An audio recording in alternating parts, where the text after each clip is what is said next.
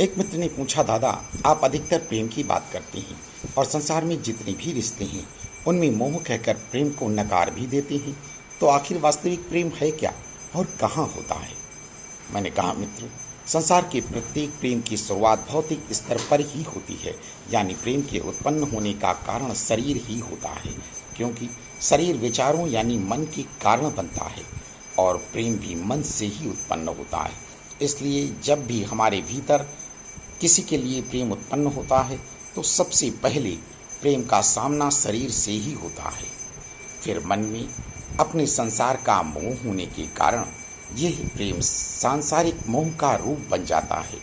और यदि हम यहीं अटक जाएं और शरीर, मन और अपने संसार में उलझ कर रह जाएं, तो कुछ पाने का लालच व खोने के भय के विचार से हमें बार बार संसार में जन्म और मृत्यु का सामना करना पड़ता है। पर यदि हम अपने प्रेम को इससे ऊपर आत्मिक स्तर पर ले जा सकें, जिसके लिए सबसे पहले हमें स्वार्थी होना होगा। स्वार्थी से तात्पर्य गलत न लें।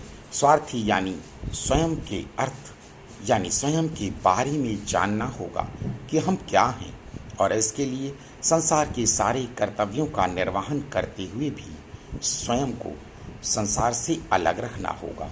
यानी बाहर से सांसारिक कर्म, धन संपत्ति, रिश्ते नाते, मोह ममता होते हुए भी भीतर अपने आप को इन सब से अलग, ये सब होते हुए देखने वाला दृष्टा भर समझना होगा।